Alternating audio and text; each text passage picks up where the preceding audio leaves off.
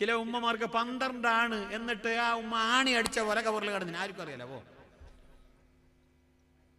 12 ആണ്, 12 ആണോ ആണി അടിച്ച പോലത്തെ. ഉമ്മാക്കൊരു കോണവും ഇല്ല മണവും ഇല്ല. ഉമ്മാന്റെ കബറായിട്ടാണ് പോയിട്ട് ഞങ്ങൾ തേടണം. മുഞ്ഞാന്നെന്തോ പോയിട്ട് ഗൾഫിലൊക്കെ എന്തോ പോകുന്നല്ലോ. പോകുന്നതിന്റെ ഇടയിൽ ഓനെന്തോ ഓർമ്മയില്ല. നീ ആരോ ഒരാൾ ചൊന്ന പോലെ ഇതാ പോകേണ്ട തെറില്ല, നീ അതിന്റെ ഇടയിൽ ഒരു ഉമ്മന്റെ കബർ സിയാർത്താക്കിട്ട് വാങ്ങും. ഏതൊരു കണ്ടു ഒലിമാണ്ടേക്ക് പച്ചപ്പോ എയർപോർട്ടിൽ ഫ്ലൈന് 8-10 തേടിയുണ്ടേ ഉള്ള കബറിനോട് പോയിട്ട് എന്തെല്ലാം പതിയായിട്ടോ പാസ്പോർട്ട് വന്നടാ ഇല്ല ഉമ്മയുടെ കബറു.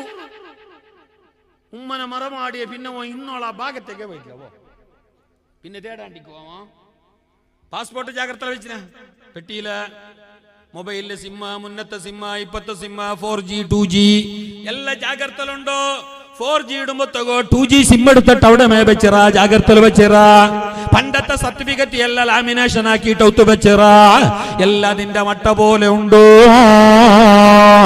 ഔത്രേതറില് ജാഗരേതറില് ഞങ്ങളെ സെറ്റ് ഔട്ടില് മുന്നോലോ തൂക്കിയിട്ട് വെച്ച പൂന്റെ തൈ ഉണ്ടല്ലോ, അതുപോലെ തന്നെ എതിർല് സൈഡ് കമ്പൗണ്ടർ സൈഡില് വെച്ച പൂന്റെ തയ്യ്, ആ ചെടിയില് ആ ചട്ടിയില് വെച്ച പൂന്റെ തൈ അത് 7 വർഷം ഇപ്പൊ അങ്ങനെ ഉണ്ടോ, പൊട്ടിയിട്ടില്ല. ആ ചട്ടിയില് വെച്ച തൈ ഉണങ്ങിയിട്ടില്ല. കാരണം ഒത്തുറുള്ളങ്ങ എല്ലാരും അത് നോക്കിക്കൊണ്ടുള്ളാറ്, തണ്ണി വീത്തിക്കൊണ്ടുള്ളാറ്, ആരേക്കാക്കിക്കൊണ്ടുള്ളാറ്.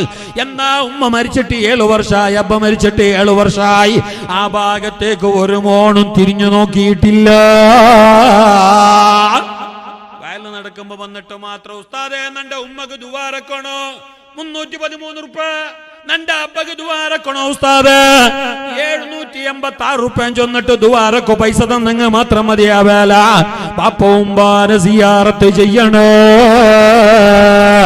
അവരെ പോയി കാണണേ. അവർ കെട്ടിത്തന്ന വീട്ടിലാ നീ നന്ദി ഉറങ്ങണത്, അവർ വിരിച്ചു തന്ന വിരിപ്പാ നീ ഇന്ന് കിടക്കാൻ വേണ്ടി ഉപയോഗിക്കുന്നത്, അവർ നട്ടുപിടിപ്പിച്ച തെങ്ങിൽ നിന്നിട്ട് തേങ്ങയും പൊണ്ടും എടുത്തിട്ടാ നീ കുടിക്കണത്. എന്നിട്ട് നീ നിനക്ക് ജന്മം നൽകിയ മാതാപിതാക്കളെ മറക്കുകയാണോ? അല്ല നിന്നെ പൊറുക്കില്ല. ലാ യഖ്ബലു ശുക്റുല്ലാഹി ഇല്ലാ മാ ശുക്രി വാലിദൈഹി.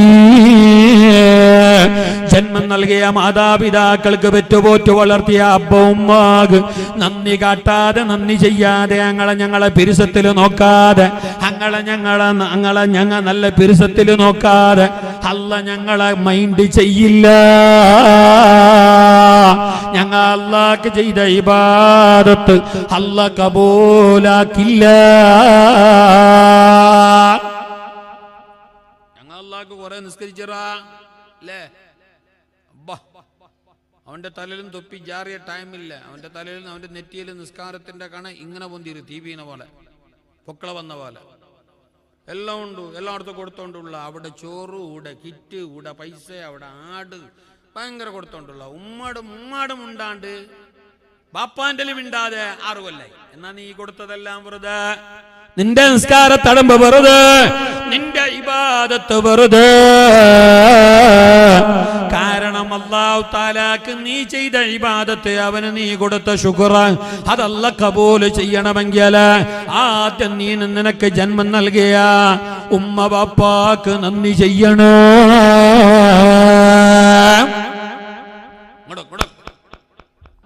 ഉമ്മ ബാപ്പമാരെ നല്ലോണം സ്വീകരിക്കണം, അവരെ നല്ലോണം പരിഗണിക്കണോ, അവരാവുന്നത് പോലെ നോക്കണോ. എത്ര സേവനം ചെയ്താലും ബാപ്പ ഉമ്മാക്ക് ഞാനും നിങ്ങൾ ഒരു വേള വിചാരിക്കുന്നുണ്ടാവും, തങ്ങളും വിചാരിക്കുന്നുണ്ടാവും, ഞാനും വിചാരിക്കുന്നുണ്ടാവും, ഞാൻ ഈ ഫംഗ്ഷൻ കാര്യക്രമെല്ലാം ആക്കിയിട്ട് നന്റെ അബ്ബ ഉമ്മാന്റെ കടമ ഞാൻ തീർത്തേന്ന്, നന്റെ ഉമ്മക്ക് നാനെല്ലാം ആക്കിയാന്ന് ആരെങ്കിലും വിചാരിച്ചിട്ടുണ്ടെങ്കിൽ ഇല്ല ഇല്ല. ഞങ്ങളെ ഈ സേവന, ഉമ്മാക്കുള്ള ഈ പ്രാർത്ഥന, ഉമ്മാക്കുള്ള ഈ പരിപാടി സത്യം പറയട്ടെ ഉമ്മ ഞങ്ങൾക്ക് വേണ്ടി ചെയ്തതിന്റെ കാലംശം പോലുമായിട്ടില്ല. പാപ്പ ഉമ്മ ചെയ്തതിന്റെ ഒരു തിരി പോലും തിരിച്ചു കൊടുക്കാൻ മക്കളായ ഞങ്ങളെ കൊണ്ട് പറ്റില്ല. അങ്ങകലെ യമനിൽ നിന്ന് ഒരു സഹോദരനത് 4000 കിലോമീറ്റർ അപ്പുറത്ത് നിന്ന്, 400 അല്ല 4000 കിലോമീറ്റർ ഇന്നത്തെ പോലെ ട്രെയിനില പ്ലെയിനില ഇന്നോവ കാറില വന്നതല്ല.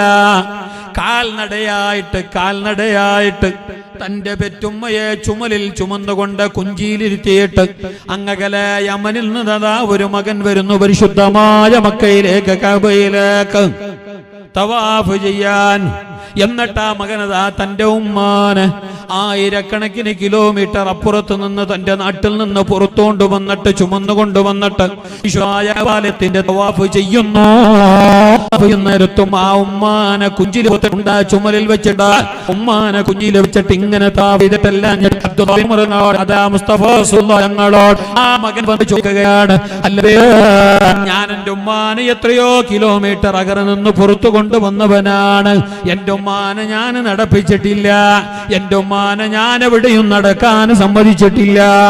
എന്റെ മുതുകത്തിരുത്തിയിട്ട് കുഞ്ചിയിലിരുത്തിയിട്ട് ഇവിടെ കൊണ്ടുവന്നു. എന്നിട്ട് അല്ലാഹുവിന്റെ ഭവനത്തിൽ അവന്റെ പരിശുദ്ധമായ കഅബാലയത്തിൽ ഞാനതാ ഉമ്മാനെ പുറത്തിട്ട് തവാഫ് ചെയ്യുന്നു. എല്ലാം കഴിഞ്ഞ് നബിയേ, എന്റെ ഉമ്മാക്ക് ഞാൻ ചെയ്ത കടമ ഇതല്ല, എന്റെ ഉമ്മായോടുള്ള കടമ ഞാൻ നിർവഹിച്ചവനായോ നബിയേ.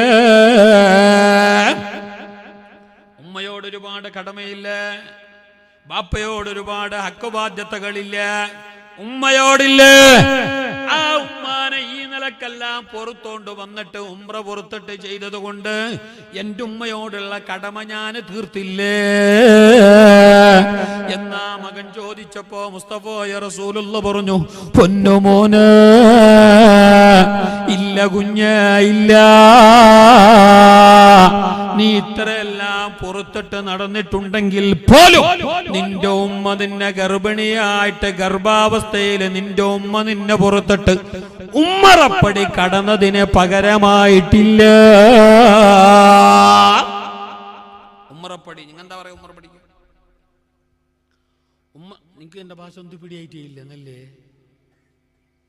എന്തല്ലേ ഭയങ്കര ബേജാറില് എന്തുകൊണ്ട് തിരിഞ്ഞിട്ടില്ല ഞാൻ ചെന്നത്? തലാട്ടുമില്ല, യസ്സുമില്ല, നോവുമില്ല, മുഖത്തൊരു ചിരിയുമില്ല. ഇതെന്ത് ഭാവം ഇങ്ങനെ ഊതിയ പുക പോലെ കാണും. നക്കെ ബേജാറവിടെ അങ്ങനല്ല. നിങ്ങൾ സ്വർഗത്തിന്റെ തോപ്പിലല്ലേ, നിങ്ങൾ നരകത്തിന്റെ ഭാഗത്തല്ല. നിങ്ങൾ കൂടെ ദയിച്ച ഈ ടൈമിൽ നിങ്ങളെ കാൽഡടിയിൽ ചവിട്ടിയ കല്ലുമണ്ണുകൾ പോലും നിങ്ങൾക്ക് അല്ലാഹ് ദുആരക്കുന്നുണ്ട്. ഇക്കാടുന്ന പച്ചിലകളെല്ലാം നിങ്ങൾക്ക് ദുആരക്കുന്നുണ്ട്. ആ പള്ളിയിൽ കയറിയിട്ട് നിങ്ങൾ പോയിട്ട് 1000 റക്അത്ത് നിസ്കരിക്കുന്നതിന്റെ കൂലി, 1000 റക്അത്ത് നിസ്കരിക്കുന്ന സുന്നത്ത് നിസ്കാരത്തിന്റെ കൂലി ഈ 1 മണിക്കൂറിന്റെ ഇരുത്തത്തിനുണ്ട്. ഇത് ചെറിയ ഇരുത്തല്ല, ഇത് ഭയങ്കരമാണ്. ഈ ഇരുത്തം വളരെ ശ്രേഷ്ഠമാക്കപ്പെട്ട ഇബാദത്ത്, പറഞ്ഞറിയിക്കാൻ കഴിയാത്ത പ്രതിഫലമുള്ള ഇബാദത്ത്, അല്ലാഹ് ഇഷ്ടപ്പെടുന്ന ഇബാദത്ത്, അതോടൊപ്പം ദുആക്ക് ഉത്തരമുള്ള മജ്ലിസ, അല്ലാഹുവിന്റെ മഹാന്മാർ ഒത്തുകൂടിയ മജ്ലിസ്, എല്ലാത്തിനേക്കാളുപരി പാവങ്ങൾക്ക് വേണ്ടി, സാധുക്കൾക്ക് വേണ്ടി, രോഗികൾക്ക് വേണ്ടി തന്റെ ജീവിതം നീക്കിവെച്ച് അല്ലാഹ്